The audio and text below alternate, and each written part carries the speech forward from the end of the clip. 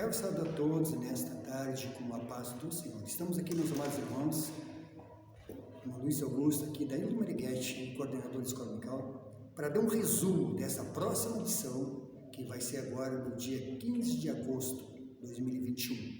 O Ministério de Eliseu, lição número 7. No texto áureo, amados irmãos, diz assim: E disse-lhe Josafá: Não há aqui algum profeta do Senhor para que consultemos ao Senhor por ele? Então respondeu um dos servos do rei de Israel e disse: Aqui está Eliseu, o filho de Safate, que deitava água sobre as mãos de Elias. 2 Reis, capítulo 13, versículo 11. A verdade prática diz assim: Deus usa seus servos para realizar milagres. Basta ter fé e confiança no Senhor, que Ele opera maravilhas. É uma grande verdade. E o profeta Eliseu, meus amados irmãos, ele foi ungido para continuar o trabalho de Elias. Realizou vários milagres. Durante a lição a gente vai estar ministrando alguma coisa sobre os milagres de Eliseu. No nosso texto áureo, está lá em 2 Reis, capítulo 13, versículos 5, 9, depois 11 a 14, 18, 4, 1, 7, 38 e 41. A gente não vai ler todo o texto, a leitura bíblica em classe, porque senão vai tomar muito tempo. Mas vamos então direto para a introdução. A introdução diz assim: O ministério de Eliseu foi marcado por acontecimentos extraordinários. Nesta lição estudaremos sobre os três deles: o milagre das águas que alagaram um vale, sem que houvesse chuva, a multiplicação do azeite da viúva e a aniquilação da morte presente na panela de ensopado servido por um dos servos do profeta. Nos três eventos estão evidentes a fé, a obediência e a poderosa unção de Deus sobre o profeta Eliseu. Numa curta, meus amados irmãos, introdução, o profeta Eliseu, ele realizou vários milagres. Ele dividiu o Rio Jordão em duas partes,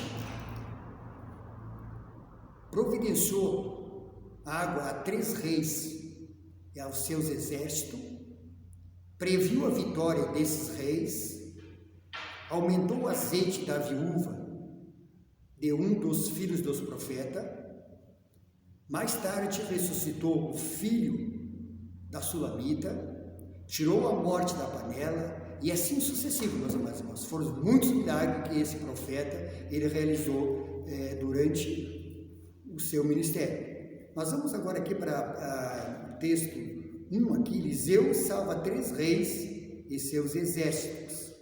Aqui fala muito claro, meus amados irmãos, no período do reino dividido houve alternância de reis bons e maus. Esta distinção entre os bons e maus não leva em conta apenas o modo como esses reis administravam o reino ou lideravam o povo, mas a forma como eles se relacionavam com Deus. Portanto, ao se referir a um determinado rei como mau, o autor do livro Reis está dizendo que esse monarca, além de desobedecer e desprezar a Deus em seu culto, promovia a adoração de ídolos. Numa curta introdução sobre esse texto, amados irmãos, reis e bons e maus, tanto no Reino do Sul como no Reino do Norte, os 3 reis foram maus. Já no Reino do Sul, alguns foram bons. O conceito de bom ou mau era definido a partir do relacionamento do rei para com o Senhor. Se ele combateu a idolatria e seus males, ou se persistiu em fazer tudo o que era reprovado pelo Senhor. Pessoas más podem chegar ao poder, sim, claro, mesmo que essas não tenham a aprovação de Deus. Este mundo saiu fora do propósito de Deus. Todavia, o Senhor controla todas as coisas. Deus Todo-Poderoso, meus amados irmãos, Ele controla do alto céu todas as coisas. Nada acontece neste mundo sem a sua permissão. E lá agora no texto 2 ali, 3 reis vão à guerra contra os moabitas. Jorão, rei de Israel, que com o seu pai Acabe foram reprovados pelo Senhor. Josafá, rei de Judá, considerando um excelente monarca em razão de promover adoração ao verdadeiro Deus, e ao rei de Edom, que era vassalo de Judá. Meus amados irmãos, nesses 3 reis vão à guerra, eu fiz uma observação aqui na introdução desse texto. Esta guerra envolveu esses 3 reis. Dizia a respeito aos interesses do reino do norte, liderado por Jorão, filho de Acabe. O rei de Edom não estava ali por opção, mas por imposição do norte. Dos 3 reis, somente Josafá, do reino do sul, era justo aos olhos do Senhor, porque ele participou desta guerra de seu filho Jeroão. Casou-se com Atalaia, filha de Acabe, e Jezabel. Esta união foi uma tragédia para a família de Josafá, pois a Atalia, sua nora, mataria os próprios netos a fim de tomar o trono. Então, meus amados irmãos, hoje o homem faz tudo quanto é coisa para estar no trono. Mata, ele faz, pisa em cima de outros, e assim, meus amados irmãos, esses reis do antigo Israel eram muito idólatras. Então eles faziam de tudo para que eles pudessem estar sempre no trono. E a nossa terceira parte aqui, da predição de Eliseu, se cumpriu. Diz assim: em respeito a Josafá, Eliseu, cheio do poder de Deus, previu que as águas em abundância alagariam milagrosamente toda aquela região, sem ação dos ventos e chuva. O Senhor não apenas realiza este milagre, mas também lhe entregaria vitória sobre os moabitas. Então, um resumo aqui, meus amados irmãos, desse texto: a predição de Eliseu se cumpriu. A viagem que os 3 exércitos empreenderam para subjugar Moabe durou 7 dias, e faltou água para o exército, o que comprometeu a campanha da guerra. Assim, o rei Josafá, temente a Deus, solicitou a um profeta do Senhor para resolver o problema. Um súdito lembrou-se de que Eliseu estava na proximidade e mandaram chamá-lo, e ele ordenou que cavassem muitos poços, pois se encheriam de água, mas sem que houvesse chuva, em respeito a Josafá. Então, realmente, meus amados irmãos, esse profeta Eliseu, ele foi tremendo. Ele realizou vários milagres. Aqui, sem chuva, aqui, ele encheu os poços d'água. Então, os irmãos vejam que Deus, através do homem, meus amados irmãos, opera muito milagre. Basta o homem estar na obediência, basta o homem estar na comunhão com ele. Então, nós vamos passar para... Como é um resumo, a gente não pode ler todo o texto, porque senão nós tomaríamos muito tempo. Então, nós vamos lá para a segunda parte. Eliseu aumenta o azeite da viúva. A situação das viúvas de Israel, a vida das viúvas nos tempos bíblicos era bem difícil, pois as mulheres daquela época dependiam dos seus maridos para prover-lhes o sustento. É a casa da viúva de um dos discípulos dos profetas de Israel. Após a morte do marido, a mulher ficou numa situação complicada. Falta de suprimento, dívidas, e ameaçava seus filhos serem vendidos como escrava. Deus ouviu o clamor daquela viúva, supriu as suas necessidades. E uma grande verdade, mas nessa época dos profetas, o esposo, as viúvas dependiam do esposo para sustentá-lo. E nesse resumo aqui, rápido aqui, esta mulher ajudara por Eliseu, não tinha nenhuma fonte de suprimento. Então Eliseu ajudou essa mulher. Quando ficou viúva, apenas 2 filhos e uma dívida a ser paga do falecido marido. Por causa disso, o credor queria levar seus filhos como pagamento da dívida. Se não fosse este grande milagre, aquela mulher estava em maus momentos. Então, realmente, meus amados irmãos, Eliseu socorreu essa viúva, fazendo esse grande milagre da multiplicação do azeite. Essa viúva vendeu todo aquele azeite que ela conseguiu, todos nas suas vasilhas, e vendeu, pagou a dívida, sobrou para viver muito tempo. Então, Deus, meus amados irmãos, antigamente operava muitos milagres, através de seus profetas. Então, nós vamos ali para a segunda parte. Uma única botija de azeite foi suficiente para Deus operar o milagre. Uma única suficiente. E tinha que ter fé também, né, irmãos? Porque senão não adiantaria nada.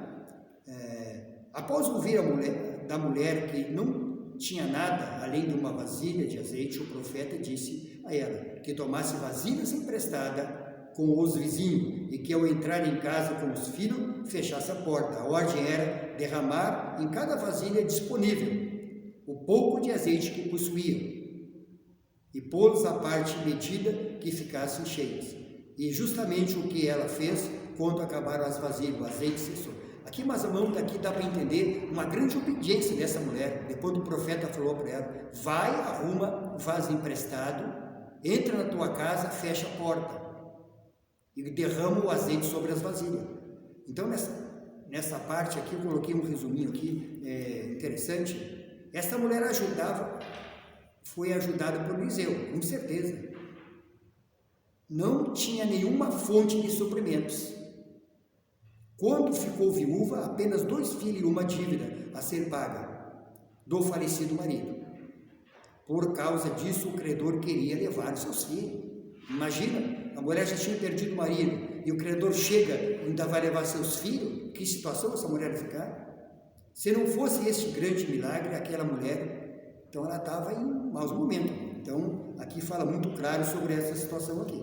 Agora nós vamos ali para a terceira parte, fé, obediência e a família unida. Neste episódio da multiplicação do azeite, percebe-se que a fé e a obediência são os ingredientes necessários para que as bênçãos divinas sejam abundantes na vida de quem crê. E aqui é um grande segredo, meus amados irmãos. A fé, a obediência e estar dentro da vontade do Senhor, com intimidade com o Senhor. E nessa fé, obediência e família unida, eu botei aqui uma observação aqui interessante. O profeta pediu à mulher para que entrar na sua casa e fechar a porta. A mulher obedeceu. Somente então ela deveria derramar o azeite da botija nas vasilhas. Seria um milagre sem alarmes. Nesse episódio da multiplicação do azeite, percebe-se que a fé e a obediência foram os ingredientes necessários para que houvesse esta grande bênção. Então, meus amados irmãos, a obediência, a fé tem que ter na vida do servo do Senhor. Enquanto tinham vasos, o azeite multiplicava. Quando terminou, então o azeite parou. Então, os irmãos veem que realmente também a fé dessa mulher, né? Ela obedeceu ao profeta. E ali, meus amados, foi suprido a sua necessidade. Então, nós vamos passar agora para a terceira parte. Fala da morte que havia na panela. A escola de profetas, os filhos ou discípulos dos profetas, estavam radicados em Betel, Jericó e Gilgal. Nessas escolhas, os alunos eram encorajados a buscar uma melhor compreensão da palavra de Deus. Desenvolviam um relacionamento com o Senhor e contribuíram na manutenção da resistência contra a apostasia e idolatria que empenhavam em Israel. Por isso, eles eram perseguidos por alguns. Então, nessa aqui, coloquei um comentário aqui, meus amados irmãos, que realmente vai nos dar esse texto aqui para a gente entender bem. Havia uma escola de profetas em Gilgal, provavelmente estabelecida por Samuel, e agora dirigida por Eliseu. Este realizou 3 dos seus milagres em favor da escola dos profetas. Tirou o veneno que havia na panela, multiplicou os pães, fez o machado que havia afundado flutuar. Os alunos eram chamados filhos de profetas, porque eram como se adotados pelos seus mestres para aprenderem com eles. Nesta escola, os alunos aprendiam as leis de Deus, desenvolviam um relacionamento com o Senhor da mesma forma como o dos profetas, especialmente contribuiu como forma de manter a resistência contra a apostasia e a idolatria que imperavam em Israel. Então, meus amados irmãos, aqui nos deixa claro realmente esse comentário desse texto. Agora, a morte, segundo passo aqui, a morte na panela.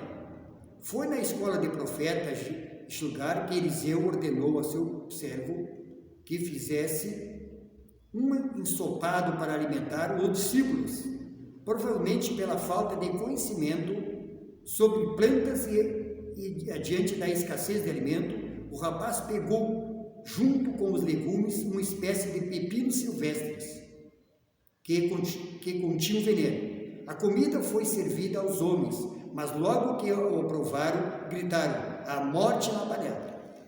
E nesse comentário aqui, meus amados irmãos, eu já comentei nesse comentário aqui, a morte da panela, esse milagre demonstra que Deus age apesar de nossos erros e equívocos, podendo transformar aquilo que seria um motivo de morte em alimentos para a vida.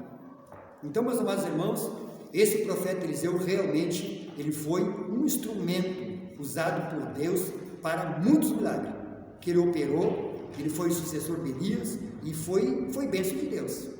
Então, aqui nós temos na conclusão, como a gente não pode fazer dar detalhe por detalhe, porque apenas é um resumo da lição que nós vamos ter agora no próximo domingo, e com certeza que o professor no próximo domingo aí, ele vai dar toda essa lição, vai comentar detalhe por detalhe, e eu aqui estou dando um resumo aí de 15, 16 minutos, passando rápido, irmão, que não tem como a gente se deter em detalhes. Mas aqui a conclusão diz, nos 3 milagres apresentados na lição, percebe-se que aconteceram mediante alguma iniciativa ou trabalho humano. Isso significa que os milagres operados por Deus na vida do seu servo acontecem em cooperação com algum tipo de trabalho ou atitude humana. Deus tem compromisso com pessoas de fé, mas que também sejam operantes e diligentes. Então, meus amados irmãos, Deus tem compromisso com pessoas que têm compromisso com Ele, não pessoas que não têm compromisso com Ele, que ouvem a sua voz, que vão, meus amados, para o combate, que vão fazer a sua obra. Então Deus tem compromisso e não faz a sua obra relaxadamente. O pior de tudo, meus amados irmãos, é a obra de Deus fazer relaxadamente. Nós temos que estar dentro da vontade do Senhor, fazer com diligência, para que o Senhor nos dê graça, nos dê vitória. Para isso o Senhor vai conosco. Então eu agradeço os irmãos nesta tarde, desse resumo desta lição. E agora até domingo nós teremos essa lição completa, né, meus irmãos? Aí nós vamos ter uma lição completa, apenas agora um resumo e introdução, para que os irmãos tenham alguma compreensão. Então, muito obrigado, que Deus abençoe os irmãos, amigos que vão estar ouvindo esse vídeo. Muito obrigado, que Deus abençoe a todos. A paz do Senhor.